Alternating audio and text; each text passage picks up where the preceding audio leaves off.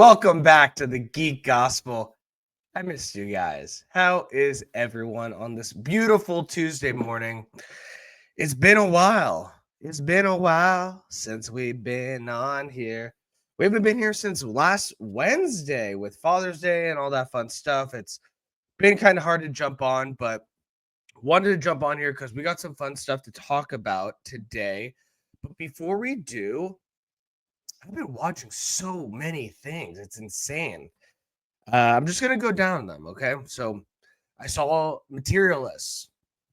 I, for one, thoroughly enjoyed it. I've heard some mixed responses on it. In my opinion, I think it is a very different, it's not a rom-com. It is a rom-dram. It's very different than a standard rom-com, I would say. And I know a lot of people, that's the way they were selling it. But when you see it, it's even different than what you expect a different rom-com or rom-dram would be. But I really enjoyed it. I think Pedro and Chris Evans and Dakota Johnson were really good in it. I'm not the biggest Dakota Johnson fan, but like I saw other people say, I think her deadpan delivery bodes very well for this character. And I really feel like this movie had something to say. Maybe some things happen a little bit conveniently, but overall, this movie is really about the math of the boxes that are checked on a person, how that lines up with the boxes that are checked for you for that partner. And if the boxes don't match up, then it's not going to work. And it's pretty much just a simple math equation when it comes to love. And as we may or may not know, love is a lot more complicated than just a simple checking of the boxes. Love can't be explained in words sometimes. And it's special, and you can't help who you fall in love with or for. And so I found that was really a big part of this movie and something that really grabbed me. Because I'm married, but I think a lot of us have been through the swiping right and left game on the apps and all that stuff. And so yeah, it hit close to home. I mean, with the apps and today's dating, it's really about appearance more than anything. Appearance, job, income. Those are on the top of the list for a lot of people instead of personality, heart, family values, friendship.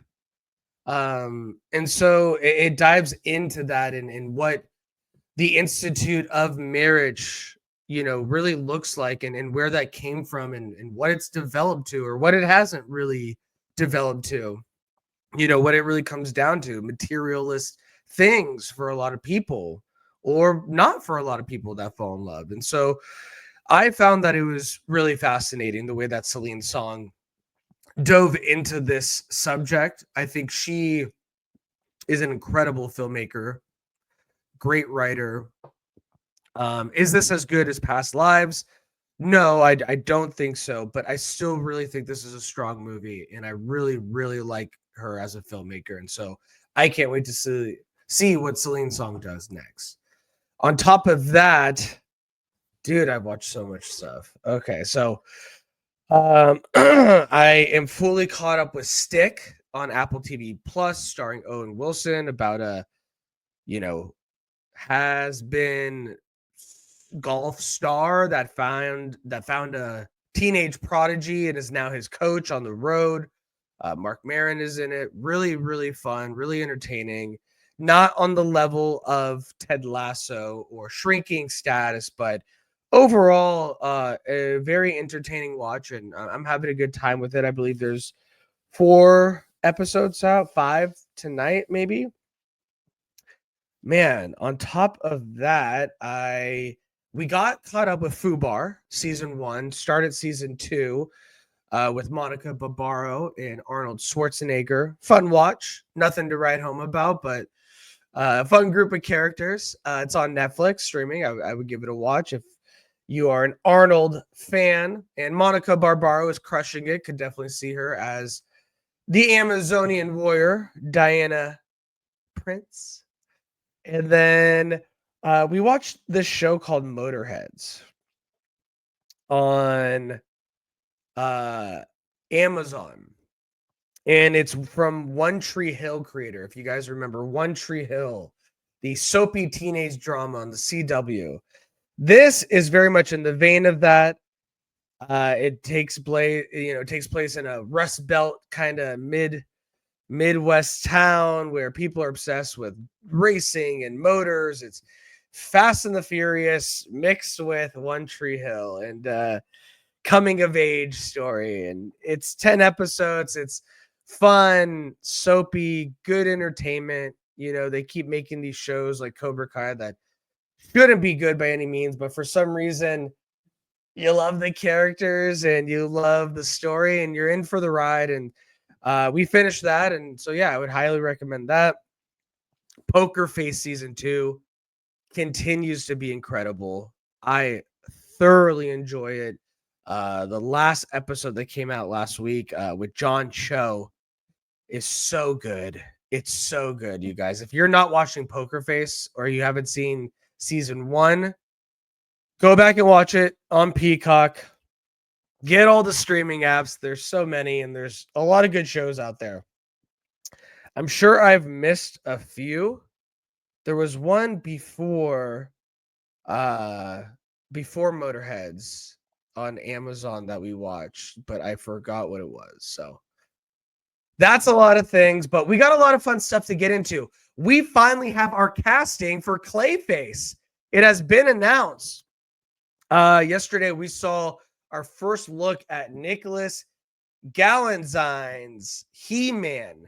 And did he work out? Boy, it looks like he did. We got a new Naked Gun trailer that we're going to watch here together. It looks great. I have watched it before, but I want to watch it again with you guys. Really dive into it because it looks like a hell of a time. It looks like we're getting back to a time with these spoof comedies, and I, for one, can't wait. And James Gunn, you know, he has been on this press tour. He's been so candid when asked questions, and I appreciate it so much. And he's kind of given us his insight on, you know, what killed Marvel Studios and this corporate mandate to put out so much content. And he also revealed if there's likelihood that we will see a MCU DCU crossover. So we got a lot of fun stuff to get into, but let's get into this great news because it just broke. We have our Clayface. You know, we talked a little bit about this before, that Clayface standalone movie was in the works. Mike Flanagan was writing and producing it. He wouldn't be directing it, but this was going to be, you know, a body horror type movie in the vein of The Substance and other things that we've grown to love. And it sounded very compelling of a story. And so we were wondering, and then we found out James Watkins is directing this, and he did Speak No Evil recently, among a few others. So we had some things in place. We had some rumors of who the casting could be. They said, who did they say? They said, you know, the guy that played Remy from Sinners, the other White Lotus, British handsome dude from season 2. There was a bunch of different rumors. Well, now those rumors are put to rest because we have our Clayface in Tom Rhys Harries. And this comes to us from Deadline. They say, when it comes to casting the lead in DC Studios' next big movie, Clayface, the studio went with a fresh face, that being Welsh actor Tom Rhys Harries.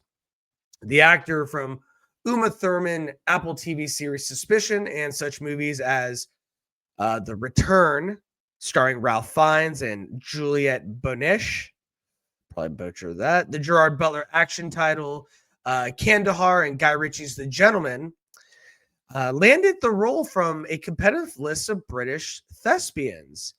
As stated earlier, Jack O'Connell, Hunger Games, Tom Blythe, The White Lotuses, Leo Woodall, and 1917's George McKay. So he beat out quite a few good ones, good actors. And so, like I said before, James Watkins from Speak No Evil fame, which is really entertaining. It's a remake of another horror film, but I thought it was really compelling. He did a great job, and it's exciting to see what is going to come from Clayface. As we know, next on the docket in theaters is Supergirl, Not Women of Tomorrow. They just changed the name for September 11th, 2026. And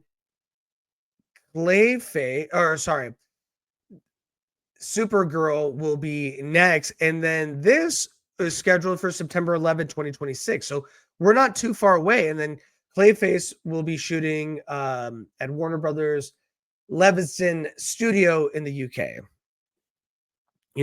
For those of you that don't know, Clayface is a shape-shifting villain in the Batman comics and got his introduction as part of Detective Comics number 40 in June 1940. The original Clayface was a moderately successful actor who adopted the identity of a character he betrayed in a horror pick after turning to crime. Clayface has a body seemingly made out of clay. It has appeared over the years in various forms, series, animated works, the animated series. And so there's been a lot of iterations, but the character has been around for a very long time. And we have Mike Flanagan, who wrote the first draft of Clayface, with additional drafts by the Oscar-nominated The Wings of a Dove and Drive scribe, Hossein Amini. So it looks like they got a good team behind it. So that is our Clayface. I am not too familiar with Tom Rhys Harries, but look at this guy. Look at this guy. He looks like a little bit eerie. We've seen that he has the acting chops in some of the projects that he's been in recently. Uma Thurman, Guy Ritchie, some high profile. And so this seems like this is his breakout role, potentially. This could be it. And so he looks like he is going to crush it just by the look alone. I mean, he, handsome British guy, but looks like he could be haunting. And I cannot wait for one. The actors that they mentioned, they're all really good actors. They're all very, very good actors. And we saw that they were going that, British thespian route, and all great actors. But this guy beat him out. And it seems like they were blown away from his performance. James Gunn posted about it. James Gunn had glowing reviews and said him and Mike, had an exhaustive search for Clayface. And so it seems like it took them a while to find the right actor for the right role and did their due diligence. And so they said that him and Mike Flanagan were blown away by his audition. So I am super excited. A fresh new face to lead this movie, I think, is a fantastic idea. And the fact that they left it up to the audition, not just like what they've done before, but let's see what he does with some material that we give him. And they were blown away. So I, for one, am super excited. Tom Rhys Harries, we finally have our Clayface. So we know this bad boy is coming out not too far away, September 11, 2026. So seems like we got a lot of good stuff. Seems like Supergirl, they renamed it, Not Women of Tomorrow. Supergirl will come out in the summer. Probably will be moved to that May spot, I imagine. The one that was vacated by Avengers Doomsday. And then we get a Clayface movie standalone in September. So we are full steam ahead. And that's not including Peacemaker, Lantern. So We are in the DCU era, and we got Superman coming up next. And so I am super excited. So let me know what you guys think. Do you think, Tom Rhys Harries is the right person to lead this role? Have you seen his work before and enjoyed it, or maybe not? Shoot a comment below and let me know. All right, guys. We have been wondering what our He-Man is going to look like. Nicholas Galatzine, I hope I'm saying that right, was a skinny guy. And so when we cast it and we're like, okay, is he, just playing the Prince Adam, and then someone else will play the body of He-Man? We were just, what's going on here? Very, very interesting casting. So, we were wondering, is this dude, and then we found out that he was not going to be like recasted for the bigger He-Man role, that it was going to be the same actor. So we were wondering, well, is he going to get jacked because this guy's like pretty skinny? Well, it seems like Nicholas has put in the work, because we got our first image of He-Man. It's a dark image, but we can see the silhouette and the outline, and it looks like this boy got pretty jacked for the role. This comes to us from comicbookmovie.com. They say Amazon's MGMs, everyone buy some studios. Masters of the Universe live action film has recently wrapped filming, and He-Man Nicholas Galatzine has taken to Instagram to share new sneak peek of his Grayskull powered warrior.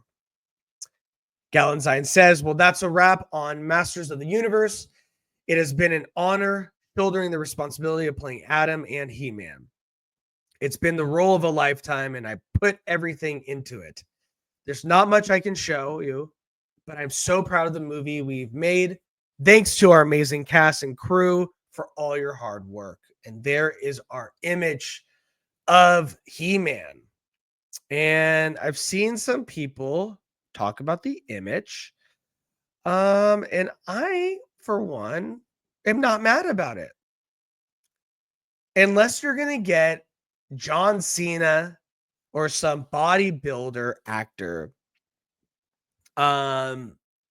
This is a person in very, very good shape. And you could tell that, one, he took the role extremely seriously. He obviously worked his ass off and worked out. And two, they didn't just get any jacked actor. They got someone that they thought fit the role of Adam and He-Man. And so it seems like we have a good actor in a good role that looks like it's going to be a fun, bonkers movie. So this is our first image. And I, for one, think it looks good. I mean, he's got the hair, the little bowl cut, and the sword looks fantastic. So I understand a lot of people's hesitation. He-Man is supposed to be just the most jacked person in the universe, but from this image, which is a little dark, but from this image, it does look like he's jacked. That he put in the work. He's built. Is he, Chris Hemsworth built? Like, no, but it seems like the most important thing was the right actor for the right role. And so, as he will be joined by Jared Leto, who is cast as the sinister Skeletor. Travis Knight will be directing from Bumblebee fame and Kubo and the Two Strings. And this is a joint production with Amazon MGM Studios and Mattel Films. So they're trying to sell a bunch of toys. But it looks to be like a fun movie. We have Camila Mendes as Tila, Alison Brie, as Evelyn Powers, reimagined Evil Lynn, Idris Elba as Duncan, Man at Arms, Maria Baccarin as the mystical sorceress, sorceress of Castle Greystone, And so we got a ton of actors in this. It looks like it's going to be a really good time. And I think, Travis Knight with Bumblebee and Kubo, he doesn't have a lot under his belt, but I would say that he hasn't missed. Bumblebee was a fantastic Transformers spinoff, and I don't know why they didn't do a sequel. Speaking of sequels, Transformers 1 is not going to get a sequel, and that is extremely disappointing.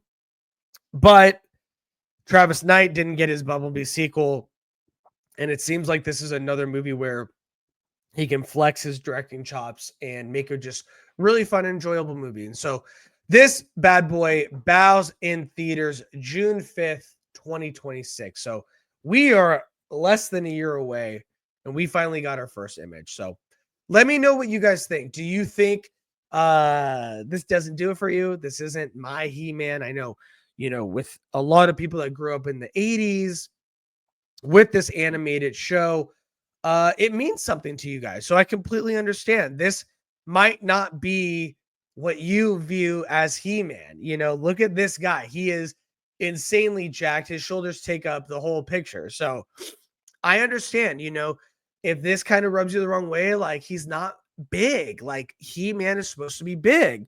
Completely understand. And I want to hear your thoughts. So drop it below and let me know your comments. But if you're just excited to see the movie and you wanted to see another live action He-Man since the lackluster Dolph Lundgren one, maybe you're just excited and you want to see it. So love to hear your thoughts and drop a comment below. Okay, guys, we are almost through it, but I want to watch a Naked Gun trailer with you because, growing up in the late 80s, 90s, spoof movies were its own genre. And, as you guys know, Spaceballs is coming back into theaters. It was announced not too far from now. We're getting, a sequel, which is very exciting. But we had, Spaceballs, Spinal Tap, and then we went into the Hot Shots Part 2. We went to Naked Gun. We, even growing up, we had Not Another Teen Movie. And so, and Scary Movie. And,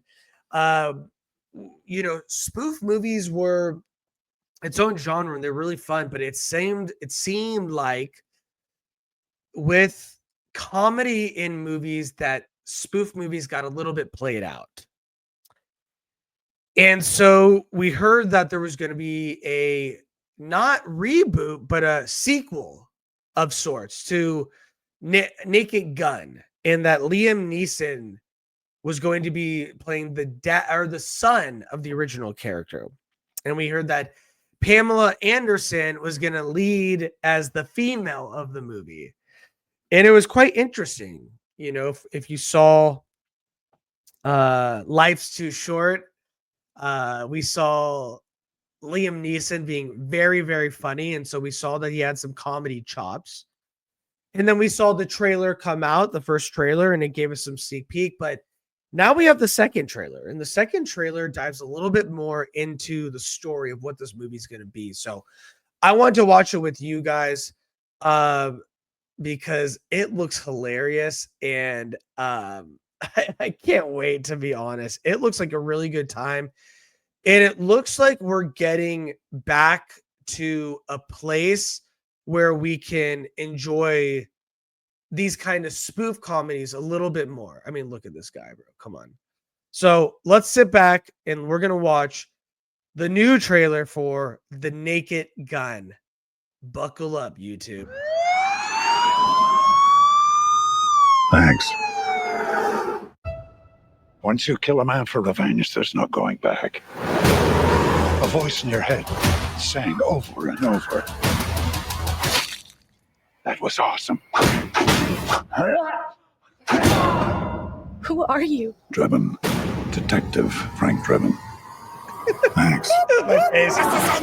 Police Squad has always been the elite of the elite. Hi, Daddy. It's me, Frank Jr. Love you. Dad. Hey, Dad. Boy, do I miss you.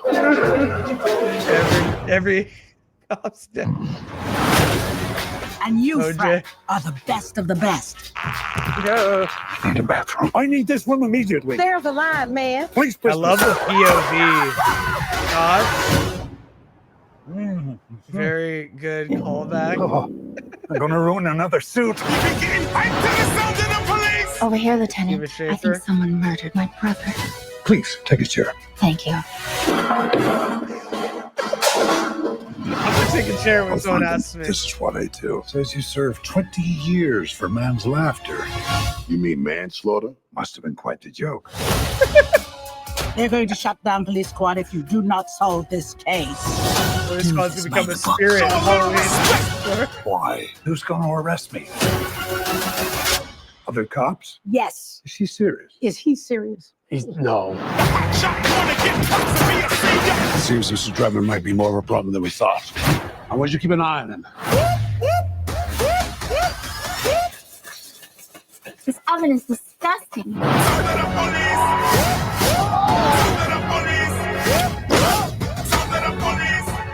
Rest assured, I won't stop until I've found justice. What do you want, little one? Your ass.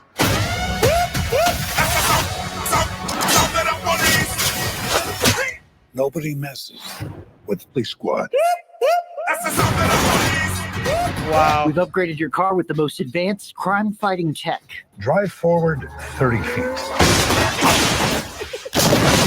Pretty smooth. Oh! This place is falling apart. Okay. There you have it. So it seems like we are getting back to a place of spoof comedy. And I would be remiss to say MacGruber in the most recent years, fantastic. But this is a very old school movie to continue. Naked Gun had several, sequels. And this looks like such a good time. And so, could it be terrible? Of course. Of course, it could land flat on his face. But at the same time, we need a comedy like this in theaters, I think. We really do. Originally, the great Leslie Nielsen, the late great Leslie Nielsen took the charge. And so Liam Neeson was an interesting choice, but he eats this up. And the, older action statesman becoming this older action comedy statesman, it's such a great casting that I think it just works. The POV shots trying to run to the bathroom after eating the chili dog, like it's simple humor, but it could work. And so I want it to work really bad. I miss these kind of spoof comedies. I've been saying spoof comedies like 50 times on this episode already, but I feel like this could work. And I hope it does. I hope it's received well, because I really want to go see this in theaters and laugh my ass off. I don't know if I will get to drag my wife's ass to the theater to see this. I don't know. But if it's getting great reviews and people are loving it and it's just like a good time at the theater, we've seen movies like Minecraft and stuff blow up in the theater. So why not? This could be a surprise hit. So I'm really excited. This looks hilarious. So let me know what you guys think. Is Naked Gun something that looks interesting to you? Were you a fan of the original movies? Is it time for, I'm going to say it again, a spoof movie back in the theaters? Something that makes fun of these other like police, detective procedurals kind of movies? Drop a comment below. Let me know what you think. All right, guys. For our last topic, I wanted to talk about this. So as I was saying, James Gunn, he has been so candid when it comes to answering the questions. And there's my wife. Let's say hi to her. Hey, babe. She's off to work. He's been so candid in answering these questions. Babe, what was the show that we watched? Not Motorheads. We watched another one before Motorheads. Oh, yes. So glad she popped in. Overcompensating. If you guys have not seen that show, it is so good. Benito Skinner stars in it and created and wrote the show. It follows him as Benny, this, football Jacques guy, like he's French, jock guy who goes to college. It's his freshman year, and he's struggling with his sexuality. He's closeted gay man, very much reminiscent of what happened to this creator of the show and the main actor. And so it is a fantastic coming of age, finding your sexuality comedy. It is really, really good. It is also on Amazon. It was hard to remember because we blew through it like really quickly because it was such a good watch, but I would highly recommend it. Overcompensating on Amazon. Back to James Gunn. Our boy James Gunn has been so candid in his responses, and I, for one, appreciate him so much because what studio head gives these honest answers or calls out bullshit or calls out rumors when he sees it? None. None, to be honest. And James, has been very candid because, as we know, he was part of the Marvel MCU family. And so he's going to get a lot of questions about what he thinks the state of Marvel is. And as we know, he's also going to be going head to head with Marvel in the next month when Superman and Fantastic Four come out 2 weeks between each other. So this comes to us from comicbookmovie.com, one of my favorite sites.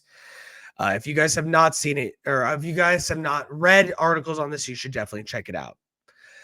They say it's no secret that the multiverse saga has been Marvel Studios' struggle to recapture the success it found with the Infinity Saga. There have been critical and commercial disappointments in theaters and on streaming, with much of the blame for that laid at the feet of former Disney CEO Bob Chapek. He pressured Kevin Feige to produce an increased number of theatrical and Disney Plus titles, stretching the executive thin. It also led to a level of MCU fatigue created by too many stories for people to keep up with and an abundance of superhero content. Rolling Stone put it to Guardians of the Galaxy director and DC Studios co-CEO James Gunn that there are similarities between Superman and Fantastic Four though the filmmaker wasn't inclined to agree. He said, maybe, but do you really think they're alike? I'm really embracing the Silver Age of it all, but I don't think that it's as stylized, or at least not stylized in the same way. And it's not as retro. There are retro futuristic aspects because we've got Daily Planet with the big freaking globe, the robots, the machinery.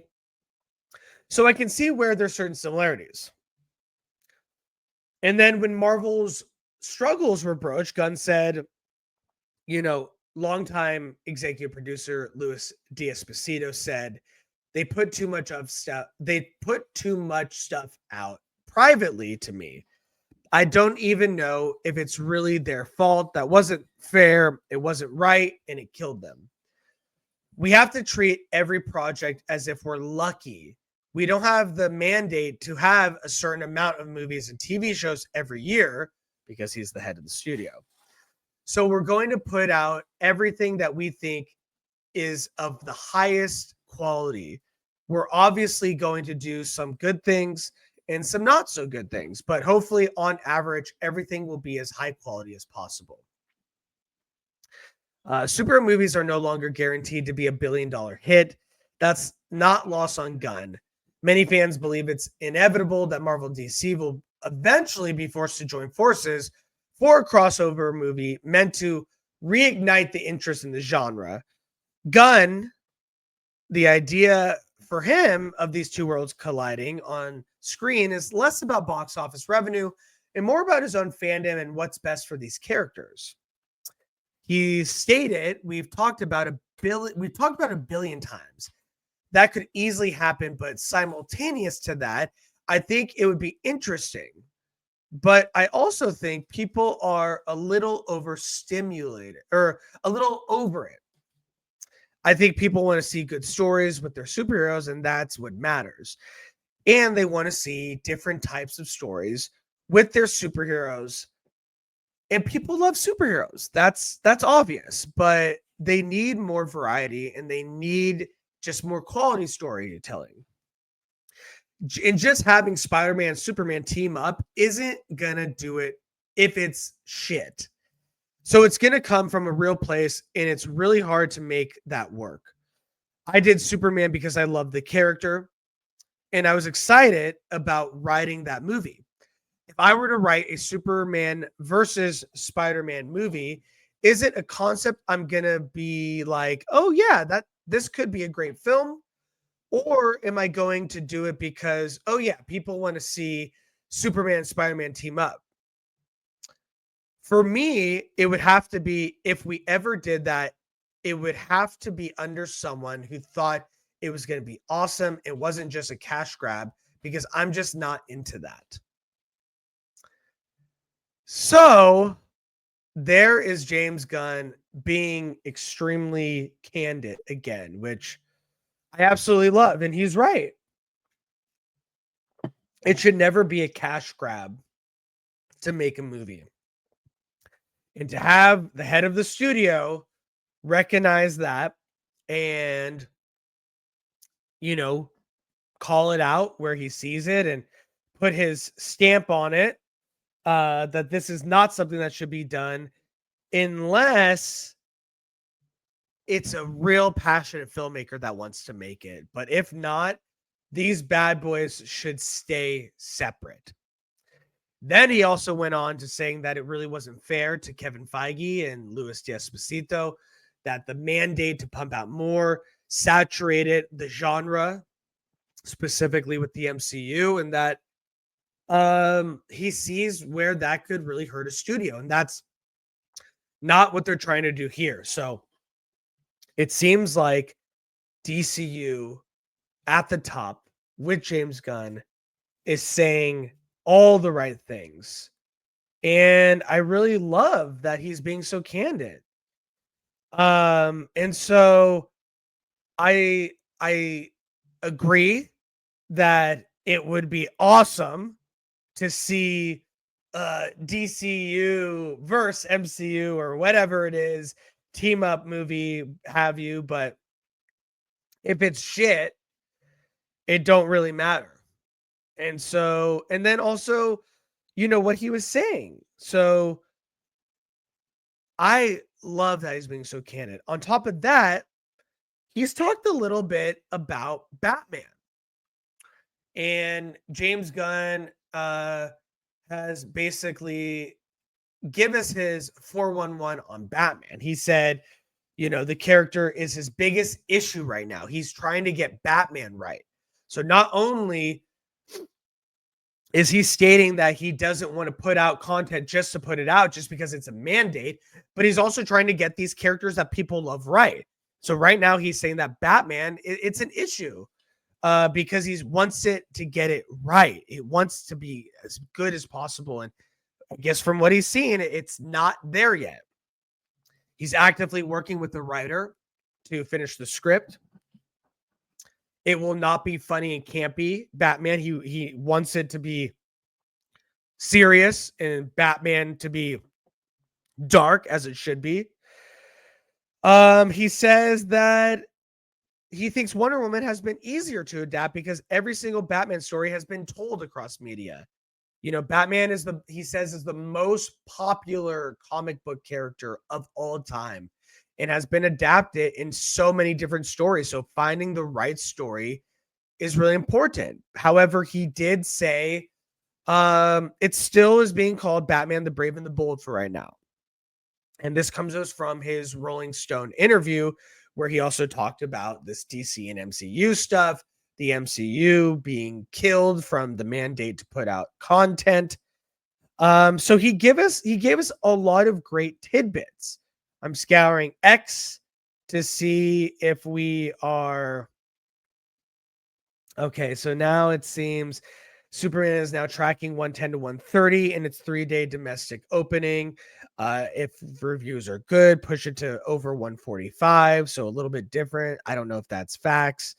So yeah, so let me know what you guys think. Is James Gunn right in saying that, the likelihood of an MCU and DCU crossover doesn't make sense because it shouldn't be put out just for a cash grab, and that MCU was stretched too thin, and that the mandate really killed them?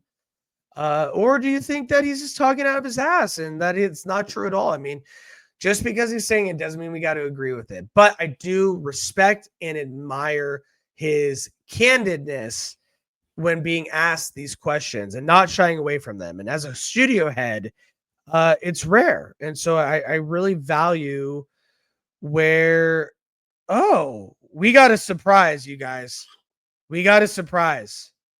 We got the Jeremy Allen White, Bruce Springsteen.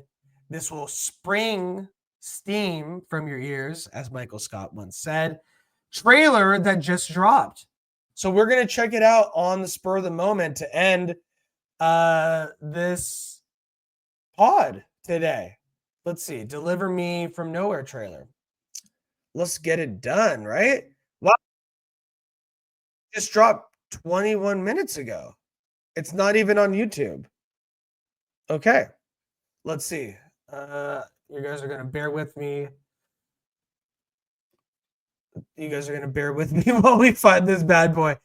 Okay. So is it just like a 30-minute trailer tomorrow? All right. It's a 30-minute announcement. Trailer tomorrow. Oh, man. I got you guys all stoked. Well, let's watch this teaser anyways, okay? Let's watch together. Da-na-na-na-na-na-na. All right. Well, let me share my screen and we'll see what I mean. All right. You guys ready? Teaser trailer for the trailer. All right, be a solid. Going down to Bernstein. The first kick I took was when I hit the ground. I don't think it's Jeremy Allen White singing. All right. And there it is. Okay. I had to put it on because what if it was the trailer? So that's the teaser trailer. Okay, guys, that will do it for today's show. Let me know if I missed anything. If there's anything you think we should have covered that we didn't, drop a comment below. Let me know. Are you excited about this stuff? I'd love to hear your thoughts. Be a part of the community. Like, subscribe, and we'll tune in with you guys next time. We'll try and get in at the end of this week on Friday, see if we miss any fun stuff that came out. Drop a comment. Let us know if we missed anything or you think we should talk about it on next episode. And we will see you guys next time. Have a good rest of your week and see you later.